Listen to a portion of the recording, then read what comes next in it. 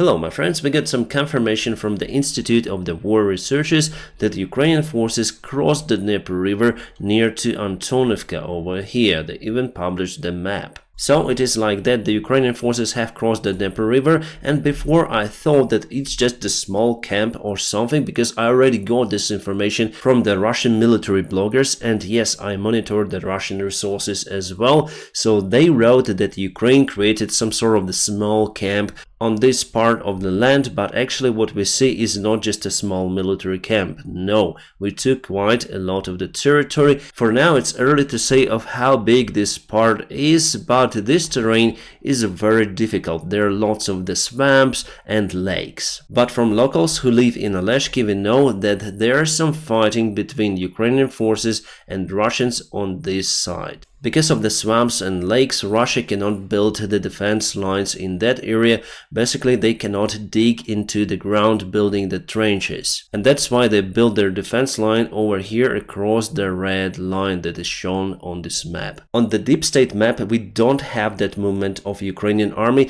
because this resource mostly uses the social media, published photos and videos to confirm the movement of either of the sides. So based on the map that we saw before, it could be something like that, and we are very close to this road that leads actually to Oleshki. The big problem for Ukraine is also to cross this river. It is quite wide.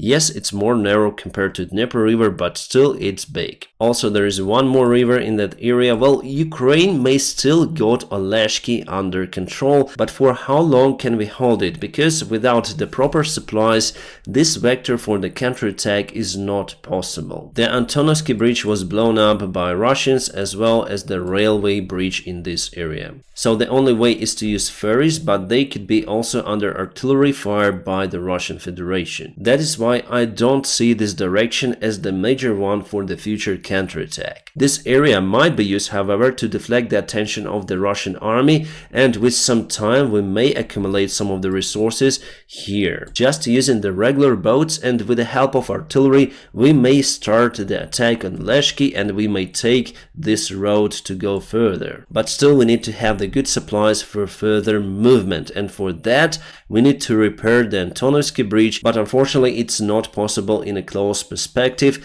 We may put the Panton bridge somewhere over here where it is narrow, for example in Kherson, or we may repair the railroad bridge. But again, you need lots of the time for it, and firstly you need to secure the area around the bridge. But again, Russia may use the cruise missiles, aviation and everything they have to eliminate the bridge again. So in general, I do expect the advancement of Ukrainian forces maybe even to Oleshki and even further, but as I said to you, it's not the main direction for the counterattack. Supply is the big issue in this region, also the terrain around this area. But nevertheless, it's the good news that Ukrainian army is moving forward. Unfortunately, Russia is moving forward as well. Today it was the big update for Bahamut. It was like minor changes for a few days, but as you can see, Russia took lots of the territory of the residential areas on the western side of the city. They successfully crossed the road, even though they lost lots of the people, but still they got the land. So if we go to the timeline, it was yesterday. I'll go a little bit up and it is today. So you can see they took this part, quite huge one. They entered this residential area across the road. And also what worries me the most, that they advanced towards Kromove on the northern part as well. Basically, they already cut this road for supplies a long time ago. It's in a gray area, but the gray area is very close to Kromove, so there is the possibility for Russians to advance and to capture this area as well. And in case Russia would capture this crossroad in Kromove and this crossroad in the city, we may say that Russia would have captured the city. But now it's not like that. The Ukraine still has the supply line somewhere here across the fields and also towards Kromove, but it's very risky. Those roads are constantly under the fire by the Russian artillery. Well, there is no much left from the city, and unfortunately I do expect Bahamut to fall in around 2 weeks. As you can see, the Russian advancement intensified recently. There are less and less buildings available for Ukrainian forces to resist. But still, Russia is unable to encircle the city because they're in lack of the resources. So it's not possible for Wagner, not possible for the regular Russian army. Today, Prigozhin admitted it. What he says that they will push Ukrainian army again, but also he says that taking Bahamut will not bring the strategic win for Russia. Well, for me it was understandable a long time ago, but for Prigozhin it looked like some sort of the opening. He said that the next defense line Ukraine will build near to the Chasiv Yar, and the next one, and he says that there's simply not enough forces in Russia or not enough men to capture all of those cities with that resistance. Today, the Ukrainian General Syrsky attended the front lines near to the Bahamut, and he says that the main tactics for Ukraine is to cause Russian losses. Unfortunately, we also have severe losses in the urban fighting inside the Bahamut city. That's why I think we are not holding too much in the city itself. We retreat little by little. So now I think that the Ukrainian army withdraw the forces little by little from Bahamut, because if we lose Kromove, there will be no way for us to go from it. Also, Wagner say that Ukraine used very bad tactics, so basically we mine the buildings in the area and then we leave them, so many Russians go into those buildings, and after that the Ukrainian soldiers just blow those buildings up. Prigozhin was very disappointed with that tactics. Just imagine around 50 soldiers coming to the big building and then no one. And today he published the comment that they will not take the prisoners from Ukrainian side. Well, what can I say? In that case, they should expect the same attitude towards their soldiers. Again, he gave the interview, or he filmed the video. He's into PR, into this blogging stuff. He says that he doesn't understand why he cannot take new prisoners into the Wagner. He continued to blame the Russian military command and Russian officials for taking this war not that serious as him. Again, they're in lack of the equipment and supplies and everything. And the international analytics and experts say that after the Bahamut, the Wagner army will be over. And I think that even though they still have some thousands of soldiers, mainly their force was vanished in Soledar and in Bahamut. For now, Wagner have to work with the regular Russian army to advance in the Bahamut city. Basically, to have the advantage in the Bahamut, they put everything they have. And Prigozhin doesn't like it. He says that his army will be formatted, and he asks to increase the Wagner group population, let's say, because they have the better military commanders and better everything, but Shoigu doesn't think so. So it's good that there is the conflict between Wagner's Russian army and also Russian FSB. They all hate each other, and with a new Ukrainian counterattack, my friends, it will be 100%. I got some of the comments saying that it's hoax, it's fake, Ukrainian army will not attack. We don't have the other choice, and our allies say that Ukraine will go on a counterattack, otherwise we would not have the assault vehicles provided to our country as tanks. And in case of the successful operation, the clashes inside the Russian clan will intensify for sure, and they will not be able to provide the proper defense. And we got some minor changes in Bilohorivka before Russia advanced towards this position, but today they lost some of the ground, so it was yesterday, and it is today. They've lost one field with this forest line. So as you can see, this winter campaign was not as strong as the last year during the spring, summer and autumn time, so the main advantage is expected during the warm period of the year. And Russia simply cannot advance massively as they've done before last year.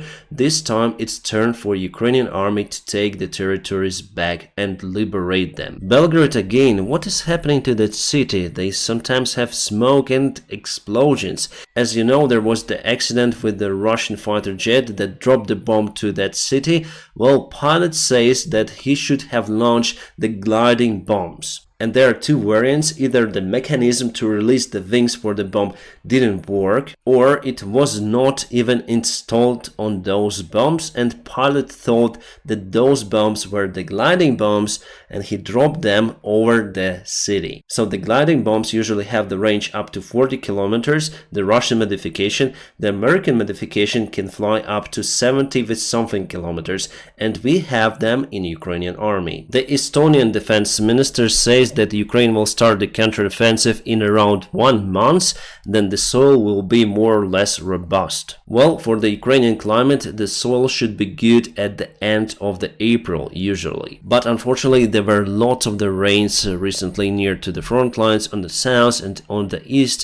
You see how wet the trenches still are, so it's not a good time for the counteroffensive, otherwise it may fail. So weather plays a great role in the future Ukrainian attack or counterattack. But still, I think that it's gonna happen earlier than 1 month, maybe at the beginning of May. Alright, we have the information from our military intelligence that Russia will try again to assault on Vuhledar. They lost more than 130 armored vehicles this winter in their attempt to get this town, or it's better to say village, under their control, even though there are quite high buildings in this area, but it's not very populated village. And now it's been completely demolished by the Russian artillery fire and the aviation bombs, but still the Ukrainian forces keep resisting in that place. I think that the result for the advancing Russian forces will be the same as before. They will be just completely demolished because it's just open area, there is no way to hide, it's the flat terrain and lots of the minefields and lots of the Ukrainian artillery that may fire towards the Russian positions. My friends, I cannot post all of the videos that I have on this platform, so to be in touch, please go to my Telegram channel for more content from my side. And also I use it as alternate platform if something goes wrong with my YouTube channel. So you may always find me on Telegram. Please subscribe for me over there. Thank you. According to the Ukrainian intelligence, Russia started to build more rockets and they collect them for the future attacks on Ukrainian infrastructure during the late autumn and during the winter time. The last year they were not able to destroy the electrical energy for all of the Ukraine. There were some of the blackouts, and there was also the total blackout on the 23rd of November last year. I remember it, but now everything is more or less okay, and Ukraine even sells the energy to the European Union countries, so Russia will try again this year. But I think that the result will be the same because they will not be able to collect enough rockets. Even with increased production, they will have around 1/3 of what they had the last year. Wow, it's very unusual for Ukraine, but today people there were able to spot the Aurora Borealis. It shows the increased sun activity, obviously. It's violet in Ukraine, but if we go to the north, to Moscow, for example, so this is Moscow, here you can spot green and blue colors, also violet, and this is, no, I think here it is, it's the St. Petersburg with lots of the green and even white. Fantastic phenomena, and once I was able to spot that from the airplane, it was great. Alright, so we are very close to the extreme stage of the sun activity. Now it's G4, the maximum is G5, that's why we may have some distortions in satellite signals and also radios. My friends, I'm gonna keep you updated on situation in Ukraine, and now if you want to support my job, you may check the links in the video description just below. You may support me on Patreon as well and on the sponsorship on this YouTube channel. I wish you all a peaceful sky wherever you are, and have a great time.